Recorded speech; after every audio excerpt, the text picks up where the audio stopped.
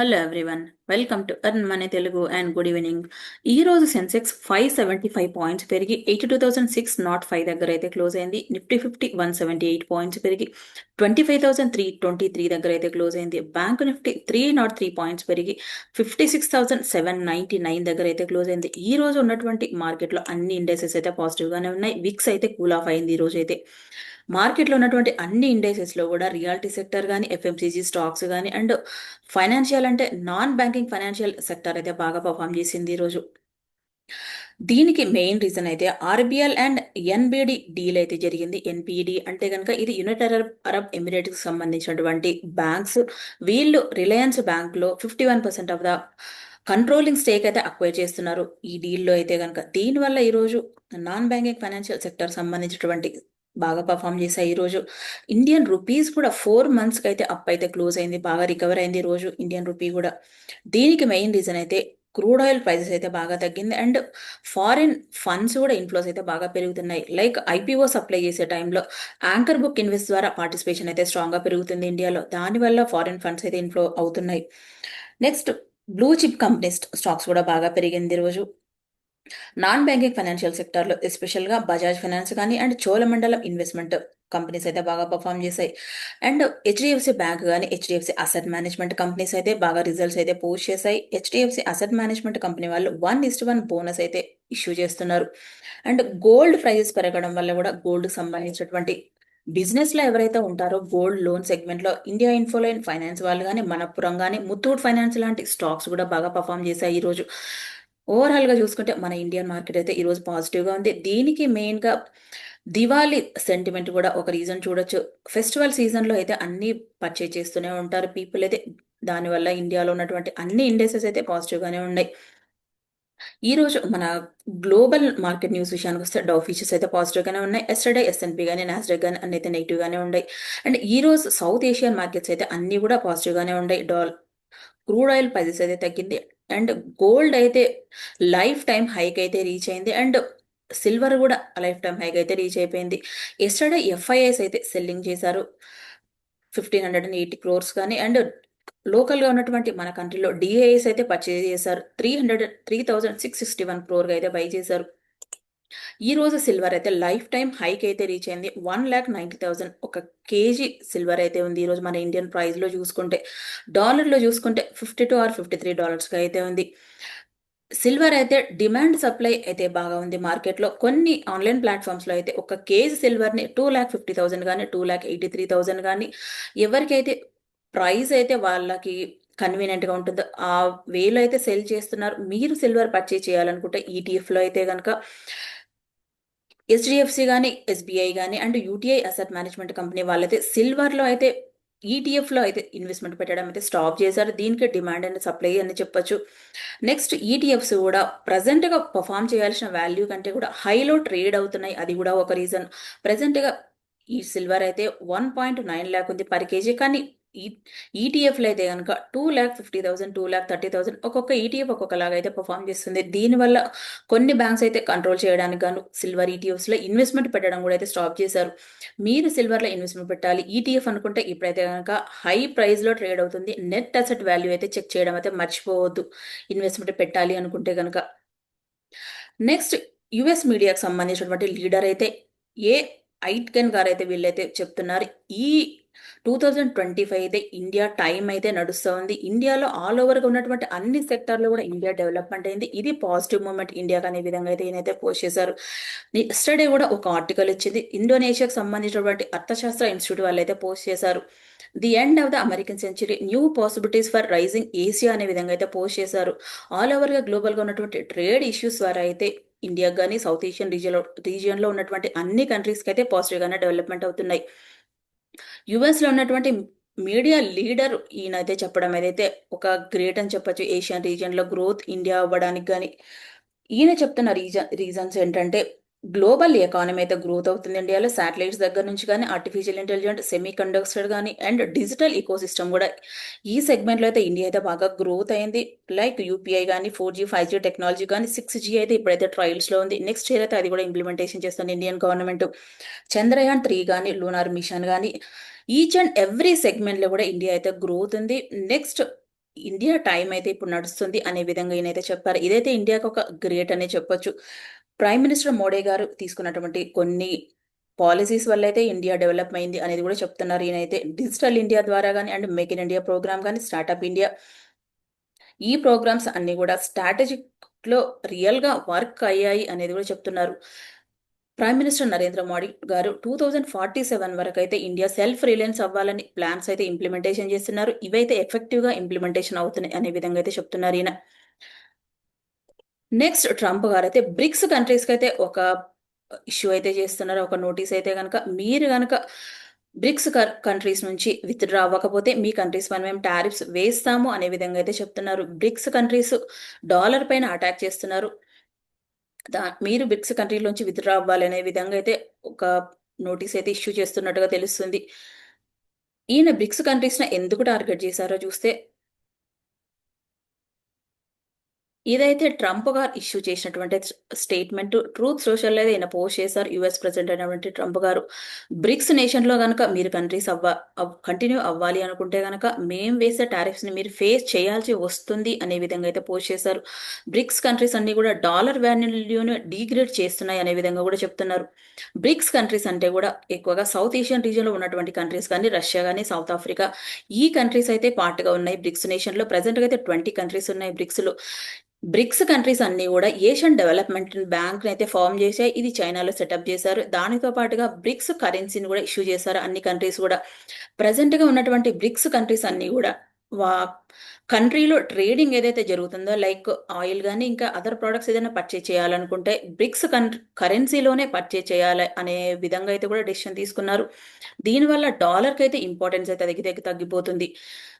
ఇది మెయిన్ రీజన్‌గా చూపించి Trump గారైతే bricks కంట్రీస్‌లోంచి మీరు విత్‌డ్రా అవ్వాలి. లేకపోతే మేము టారిఫ్స్ వేస్తాం అనే విధంగా అయితే ఒక నోటీస్ అయితే ఇష్యూ చేశారు. అండ్ సోషల్ మీడియా కూడా పోస్ట్ అయితే పెట్టారు. నెక్స్ట్ యూఎస్, చైనా మధ్యలో ట్రేడ్ వార్ అయితే జరుగుతా ఉంది. యూఎస్ నుంచి అయితే చైనా సోయా బీన్ అయితే పర్చేజ్ చేయడం కంప్లీట్‌గా స్టాప్ చేసింది. ఇప్పుడు ట్రంప్ గారు కూడా యూఎస్ నుంచి ఆయిల్ పర్చేజ్ చేయడం కూడా స్టాప్ చేస్తున్నారు. దీనివల్ల 2 కంట్రీస్ మధ్య కూడా ట్రేడ్ వార్ అనేదైతే కంటిన్యూ అవుతోంది. చైనా వాళ్ళు కూడా రేర్ ఎర్త్ మ్యాగ్నెట్‌ని ఎక్స్‌పోర్ట్ చేసే సెగ్మెంట్‌లో కూడా రిస్ట్రిక్షన్స్ పెట్టారు.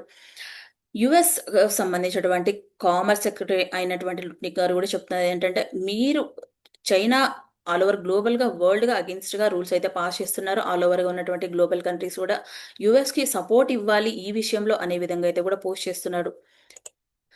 నెక్స్ట్ చైనా కుకింగ్ ఆయిల్‌ని కూడా ట్రంప్ గారైతే స్టాప్ చేస్తున్నారు పర్చేజ్ చేయడం. చైనాలో గూడా అయితే యాపిల్, ఐఫోన్ వాళ్ళు గూడా రీసెంట్‌గా ఇన్వెస్ట్‌మెంట్ పెట్టాలి అనైతే డిసైడ్ అయినట్టుగా తెలుస్తుంది న్యూస్ ప్లాట్‌ఫార్మ్‌లో. ఇది ప్రెజెంట్‌గా జియోపొలిటికల్ టెన్షన్‌లున్న టైంలో యాపిల్ వాళ్ళు ఈ డెసిషన్ తీసుకోవడం అయితే ఒక చైనాకైతే పాజిటివ్ న్యూస్ అనే చెప్పొచ్చు. ఏషియన్ రీజియన్ కూడా. నెక్స్ట్ మన ఇండియా న్యూస్ విషయానికొస్తే ఇంటర్నేషనల్ మానిటరీ ఫండ్ వాళ్ళైతే ఇండియా జీడీపీ గ్రోత్ రేట్‌నైతే ఫోర్‌కాస్ట్ చేస్తున్నారు. FY 26లో ఇండియా జీడీపీ గ్రోత్ రేట్ 6.6%గా ఉండొచ్చు అని అయితే వీళ్ళైతే చెప్తున్నారు. దీనికి మెయిన్ రీజన్ అయితే ఇండియాలో ఉన్నటువంటి పాలిసీస్ గవర్నమెంట్ ఎఫెక్టివ్‌గా ఇంప్లిమెంటేషన్ చేస్తుంది. ఇండియా జీడీపీ గ్రోత్ ఉంటుంది అని అయితే వీళ్ళైతే ప్రెడిక్ట్ చేస్తున్నారు. ప్రెజెంట్‌గా ఇండియా టారిఫ్స్ ఇష్యూస్ అయితే ఫేస్ చేస్తుంది గానీ, ఈ లాస్ ఏదైతే ఉందో ఈ ఇయర్‌లో అది 2027లో ఎఫెక్ట్ అయితే చూపించవచ్చు అనే విధంగా అయితే వీళ్ళు కూడా పోస్ట్ చేస్తున్నారు. నెక్స్ట్ చైనా వాళ్ళైతే వరల్డ్ ట్రేడ్ ఆర్గనైజేషన్‌లో అయితే కంప్లెయింట్ చేశారు. ఇండియా ఈవీ సెగ్మెంట్‌లో ఉన్నటువంటి కంపెనీస్‌కి బ్యాటరీస్ పైన సబ్సిడీ ఇస్తుంది అనేదైతే ఇ ఇండియాలో ఉన్నటువంటి కంపెనీస్‌కి సబ్సిడీ ఇవ్వడం అయితే కరెక్ట్ కాదు. చైనా గూడా ఆల్ ఓవర్ గ్లోబల్‌గా 1/3 ఆఫ్ ద మ్యానుఫ్యాక్చరింగ్ ఈవీ సెగ్మెంట్‌లో ఉన్నాము. మేం ప్రొడక్ట్‌ని సెల్ చేయాలనుకుంటే గనక ఈవీ సబ్సిడీస్ అయితే ఇండియా ఇవ్వడం వల్ల మా ప్రొడక్ట్‌ని బై ఎవరు చెయ్యట్లేదు అనే విధంగా అయితే వీళ్ళు వరల్డ్ ట్రేడ్ ఆర్గనైజేషన్‌లో కంప్లెయింట్ అయితే ఇచ్చారు.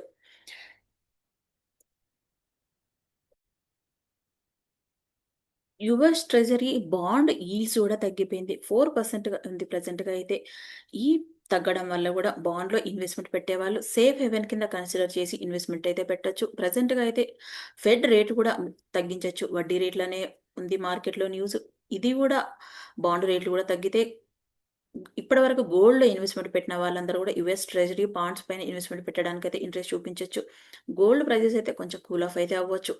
నెక్స్ట్ ఫెడ్ రేట్ కట్స్ గూడా జరగొచ్చు అనేసైతే నెక్స్ట్ చైనాలో యాన్యువల్ కన్స్యూమర్ ప్రైజెస్ కూడా బాగా తగ్గిపోయాయి సెప్టెంబర్‌లో. టారిఫ్స్ వల్ల కూడా ఎక్స్‌పోర్ట్స్ అయితే బాగా ఎఫెక్ట్ అయింది. డిఫ్లేషన్ ప్రెషర్ అయితే ఉంది చైనాలో. ప్రైజెస్ అయితే బాగా తగ్గిపోయాయి. కంపేర్ టు వాళ్ళు ఎక్స్‌పెక్ట్ చేసిన దానికంటే కూడా బాగా తగ్గిపోయింది. ప్రొడక్షన్ ఎక్కువగా ఉంది. పర్చేజ్ చేసేవాళ్ళు తక్కువగా ఉన్నారు. ఎక్స్‌పోర్ట్స్ అయితే తగ్గిపోయాయి. దీనివల్ల ప్రైజెస్ అయితే బాగా తగ్గిందని అయితే తెలుస్తుంది. నెక్స్ట్ ఆర్‌బీఐ మినిట్ డేటా కూడా ఇష్యూ చేశారు. యూఎస్ ఏసినటువంటి టారిఫ్స్ వల్ల కూడా ఇండియా గ్రోత్ అయితే కొంచెం ఎఫెక్ట్ అవ్వచ్చు అనేదైతే చెప్తున్నారు. నెక్స్ట్ ఆర్‌బీఐ పాలసీ మీటింగ్‌లో వడ్డీ రేట్లు కూడా తగ్గించవచ్చు అనే హోప్ అయితే ఇష్యూ చేసింది ఆర్‌బీఐ. దీనికి సిపిఐ డేటా తక్కువనే ఉంది. అండ్ హోల్‌సేల్ ప్రైస్ ఇండెక్స్ కూడా తక్కువగానే ఉంది. నెక్స్ట్ మీటింగ్‌లో అయితే వడ్డీ రేట్లు తగ్గిస్తే కంట్రీలో ఇంకా ఎకనామిక్‌గా కూడా బూస్ట్ అవ్వచ్చు.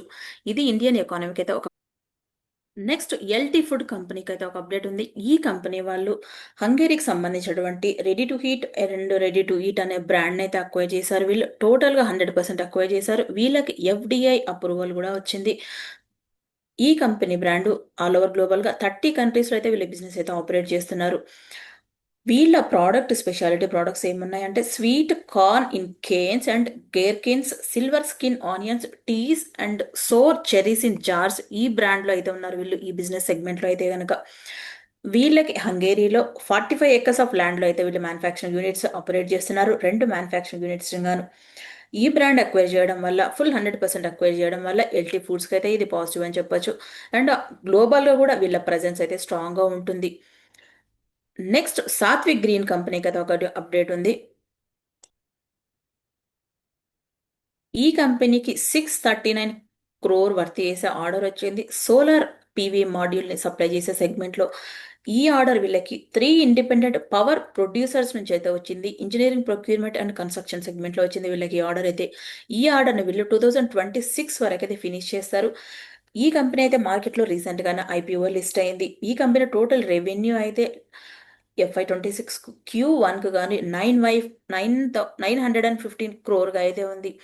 లాస్ట్ ఇయర్‌తో కంపేర్ చేస్తే ట్రిపుల్‌గా అయింది వీళ్ళకైతే రెవెన్యూ. లాస్ట్ ఇయర్ అయితే 245.9 క్రోర్‌గానే ఉంది. ఎబిటా కూడా 5 టైమ్స్ అయితే గ్రోత్ అయింది. 176.9 క్రోర్‌గా మార్జిన్స్ కూడా గ్రోత్ అయింది. 16.5%గా. లాస్ట్ మంత్ నుంచి కూడా ఈ కంపెనీ స్టాక్ అయితే 22% అయితే అప్‌సైడ్ అయితే వెళ్ళింది. లాస్ట్ మంత్‌లోనే ఈ స్టాక్ అయితే మార్కెట్‌లో లిస్ట్ అయింది ఐపీఓగా. ఇది కంపెనీకి అయితే పాజిటివ్ న్యూస్ రావడం వల్ల స్టాక్ పెరిగింది ఈ రోజైతే. నెక్స్ట్ పవర్ మెక్ కంపెనీకి ఒక అప్డేట్ ఉంది. ఈ కంపెనీకి 2500 క్రోర్ వర్త్ చేసే ఆర్డర్ వచ్చింది బిహెచ్ఈఎల్ దగ్గర నుంచి. ఇంజినీరింగ్ ప్రొక్యూర్‌మెంట్ కన్‌స్ట్రక్షన్ సెగ్మెంట్‌లో అయితే వీళ్ళకైతే ఆర్డర్ వచ్చింది. లాస్ట్ ఆగస్ట్‌లో కూడా వీళ్ళకి అదాని పవర్‌లో సబ్సిడరీ కంపెనీ అయినటువంటి మహాన్ ఎనర్జీ లిమిటెడ్ నుంచి కూడా వీళ్ళకైతే ఆర్డర్ వచ్చింది. 370.8 క్రోర్ వర్త్ చేసే ఆర్డర్. వీళ్ళకి ఈ ఆర్డర్ రావడం అయితే సెకండ్ టైమ్ లాస్ట్ 2 మంత్స్ నుంచి కూడా ఈ ప్రాజెక్ట్ వీళ్ళు 38 మంత్స్‌లో ఫినిష్ చేస్తారని, ఈ ప్రాజెక్ట్‌ని వీళ్ళు సింగరేణిలో థర్మల్ పవర్ ప్రాజెక్ట్‌ని మంచిర్యాలలో డెవలప్ చేస్తారు. పవర్ ప్రాజెక్ట్‌ని స్టార్టింగ్ నుంచి ఎండింగ్ వరకు కూడా వీళ్ళైతే డెవలప్ చేస్తారు. లైక్ సివిల్ గాని అండ్ స్ట్రక్చరల్ వర్క్స్ గాని, ఇంజినీరింగ్ గాని, కన్‌స్ట్రక్షన్ గాని, డిజైన్ గాని, మ్యానుఫ్యాక్చరింగ్ స్టార్టింగ్ నుంచి ప్రాజెక్ట్ ఎండింగ్ వరకు కూడా వీళ్ళైతే డెవలప్ చేస్తారు. ఈ ప్రాజెక్ట్‌ని. ఈ కంపెనీకి ఈ ఆర్డర్ రావడం వల్ల స్టాక్ అయితే 5% పెరిగింది ఈరోజు. నెక్స్ట్ హుండై మోటార్స్‌కైతే ఒక అప్డేట్ ఉంది. వీళ్ళు ఇండియాలో 45,000 క్రోర్ ఆఫ్ ద అమౌంట్ అయితే ఇన్వెస్ట్‌మెంట్ పెట్టాలి అనుకుంటున్నారు. 26 న్యూ ప్రొడక్ట్‌నైతే డెవలప్‌మెంట్ చేయడానికి గాను. ఇండియాలో సీఈఓ అండ్ ఎండీ పొజిషన్‌కి గాను తరుణ్ గార్గ్‌నైతే అపాయింట్ చేసింది. ఫస్ట్ ఇండియన్ ఈ కంపెనీకైతే ఇండియా నుంచి అయితే అపాయింట్ అవ్వడం అనేదైతే వీళ్ళు మ్యానుఫ్యాక్చరింగ్ అండ్ ఆర్&డీలో అయితే వాళ్ళ కేపబిలిటీస్‌ని డెవలప్ చేసుకోవాలి. కొత్త ప్రొడక్ట్స్‌ని అయితే లాంచ్ చేయాలనుకుంటున్నారు. ఎఫ్ఐ 2030 వరకైతే. ఈ కంపెనీ టోటల్ మార్కెట్ క్యాప్ కూడా 1,00,000 క్రోర్‌గా అయితే రీచ్ అవ్వాలనుకుంటున్నారు వీళ్ళు 2030 వరకు. ప్రెజెంట్‌గా ఈ కంపెనీ మార్కెట్ క్యాప్ అయితే 69,200 క్రోర్‌గా అయితే ఉంది. వీళ్ళు సేల్స్ అండ్ డిస్ట్రిబ్యూషన్ సెగ్మెంట్‌లో కూడా గ్రోత్ అవ్వాలనుకుంటున్నారు. అండ్ అక్రాస్ కంట్రీలో డెవలప్ అవ్వాలనుకుంటున్నారు వీళ్ళు. వీళ్ళు ఈచ్ అండ్ ఎవ్రీ ఇయర్‌లో కూడా కొత్త ప్రొడక్ట్స్‌ని లాంచ్ చేసి 2030 వరకైతే బాగా గ్రోత్ అవ్వాలనుకుంటున్నారు. 2030 వరకు కూడా 26 న్యూ ప్రొడక్ట్స్‌ని కొత్త ప్లేట్స్‌తో అయితే లాంచ్ చేయాలనుకుంటున్నారు. ఇది కంపెనీకైతే పాజిటివ్ అనే చెప్పొచ్చు. ఈ రోజైతే స్టాక్ పెరిగింది. ఈరోజు హుండాయ్ మోటార్స్ స్టాక్ అయితే లగ్జరీ సెగ్మెంట్‌లో కూడా వీళ్ళైతే వీళ్ళ ప్రొడక్ట్స్‌ని అయితే లాంచ్ చేయాలనుకుంటున్నారు. నెక్స్ట్ ఆదిత్య ఇన్ఫోటెక్ కంపెనీకైతే ఒక అప్డేట్ ఉంది. వీళ్ళు సీసీటీవీ కెమెరాస్ మ్యానుఫ్యాక్చరింగ్ చేసే బిజినెస్‌లో అయితే ఉన్నారు. వీళ్ళు L and T company, L and T semiconductor టెక్నాలజీస్‌తో అయితే సైన్ చేశారు. కొలాబరేషన్ అగ్రీమెంట్ అయ్యారు వీళ్ళు ఆదిత్య ఇన్ఫోటెక్ వాళ్ళు. సీసీటీవీ కెమెరాలు next gen IP CCTV cameras అయితే డెవలప్మెంట్ చేయడానికి గాను నెక్స్ట్ 3 ఇయర్స్లో వీళ్ళైతే 9 మిలియన్ సీసీటీవీ ఐపీ కెమెరాస్ అయితే మ్యానుఫ్యాక్చరింగ్ చేస్తారు. ఈ కంపెనీకి ఆర్డర్ అవడం వల్ల స్టాక్ అయితే ఈరోజు అయితే పెరిగింది 6%గా. ఎల్ఎన్టీ కంపెనీ సెమీ కండక్టర్లు అయితే ఇండిజినియస్ గానే డెవలప్మెంట్ చేస్తున్నారు. అండ్ వీళ్ళతో కొలాబరేషన్ అయ్యి ఆదిత్య ఇన్ఫోటెక్ వాళ్ళు నెక్స్ట్ జనరేషన్ ఐపీ కెమెరాస్ అయితే డెవలప్మెంట్ చేస్తున్నారు. ఇది మేక్ ఇన్ ఇండియా ప్రోగ్రామ్ లో భాగంగా డెవలప్ చేస్తున్నారు వీళ్ళు. గవర్నమెంట్ విజన్ లో అయినటువంటి ఆత్మ నిర్భర్ భారత్ అనే ప్రోగ్రామ్ కింద ఇది కంపెనీకి అయితే పాజిటివ్ అనే చెప్పొచ్చు. నెక్స్ట్ ఆర్బిఎల్ బ్యాంకు అయితే ఒక అప్డేట్ ఉంది. ఈ బ్యాంకులో ఎన్బిడి బ్యాంక్ వాళ్ళు కంట్రోలింగ్ స్టేక్ అయితే అక్వైర్ చేస్తున్నారు. 50% ఆఫ్ ద స్టేక్ అయితే ఎన్బిడి బ్యాంక్ అంటే కనుక ఇది యునైటెడ్ అరబ్ ఎమిరేట్స్ లో సెకండ్ లార్జెస్ట్ బ్యాంకుగా ఉంది. ఇది వీళ్ళకి 51% అక్వైర్ చేసిన తర్వాత వీళ్ళకి majority of the voting rights కూడా ఉంటాయి. ఈ కంపెనీలో డెసిషన్ తీసుకునే కెపాసిటీ కూడా పెరుగుతుంది వీళ్ళకైతే. దీనికి ఆర్బీఐ కూడా అప్రూవల్ ఇచ్చింది. ఐసిఐసిఐ సెక్యూరిటీస్ వాళ్ళు చెప్తున్నది ఏంటంటే ఈ డీల్ జరిగిన తర్వాత ఇన్వెస్టర్లు అయితే కాన్ఫిడెన్స్ బిల్డ్ అవుతుంది ఈ బ్యాంక్ పైన. నెక్స్ట్ బ్రోకరేజ్ ఏజెన్సీలు కూడా రేటింగ్ ఇవ్వచ్చు అనే విధంగా అయితే చెప్తున్నారు ఐసిఐసిఐ సెక్యూరిటీస్ వాళ్ళు. ఈ కంపెనీ స్టాక్ కూడా పెరిగింది ఈరోజు 5%. 5 ఇయర్స్ హైక్ అయితే రీచ్ అయింది ఈ స్టాక్ అయితే ఈరోజు. ఇది కంపెనీకి అయితే పాజిటివ్ అనే చెప్పొచ్చు ఈ ఆర్బిఎల్ బ్యాంకుకి అయితే.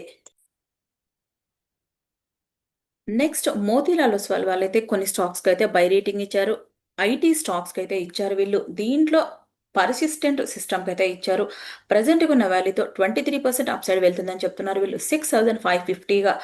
దీనికి వీళ్ళు చెప్తున్న రీజన్స్ ఏంటంటే కంపెనీ ఎస్టర్డే అయితే రిజల్ట్స్ పోస్ట్ చేసింది. ఇయర్ ఆన్ ఇయర్ కంపారిజన్లో అయితే గ్రోత్ అయితే బాగుంది. FY27కి అయితే ఇన్ డాలర్ టర్మ్స్లో 19%గా కంపెనీ అయితే గ్రోత్ అవుతుంది. వీళ్ళకి న్యూ ఆర్డర్స్ అయితే బాగా వస్తున్నాయి. వాటిని ఎఫెక్టివ్గా ఇంప్లిమెంటేషన్ చేస్తున్నారు. అండ్ ఎర్నింగ్ పర్ షేర్గా కూడా 26% గ్రోత్ ఉంటుంది అనేది వీళ్ళైతే ప్రిడిక్ట్ చేస్తున్నారు. ఇంప్రూవింగ్ ఇయర్ ఆన్ ఇయర్ కంపారిజన్లో కూడా ప్రాఫిట్స్ అయితే బాగా గ్రోత్ ఉన్నాయి. దీనికి కానీ వీళ్ళైతే రేటింగ్ ఇస్తున్నారు పర్సిస్టెంట్ సిస్టమ్స్ కానీ. నెక్స్ట్ టెక్ మహీంద్రా కూడా ఇస్తున్నారు వీళ్ళు. అప్ సైడ్ 29%గా ఇస్తున్నారు. టార్గెట్ ప్రైస్ అయితే 1900గా ఇస్తున్నారు. ఈ కంపెనీ కూడా ఎస్టర్డే రిజల్ట్స్ అయితే పోస్ట్ చేసింది. ఇయర్ ఆన్ ఇయర్ కంపారిజన్లో అయితే బాగా గ్రోత్ ఉంది. ప్రాఫిట్ కూడా 8.3%గా గ్రోత్ అయింది. లాస్ట్ ఇయర్తో పోలిస్తే 39% అయితే గ్రోత్ అయింది. ఎర్నింగ్ పర్ షేర్గా కూడా FY27కి 23 టైమ్స్గా ఉంటుంది అని అయితే వీళ్ళైతే ప్రిడిక్ట్ చేస్తున్నారు. నెక్స్ట్ వీళ్ళు ఇచ్చే స్టాక్ అయితే సైంట్ డిఎల్ఎంకి అయితే ఇస్తున్నారు. టార్గెట్ ప్రైస్ అయితే 550 రూపీస్గా ఇస్తున్నారు. అప్ సైడ్ 17%గా ఇస్తున్నారు వీళ్ళు.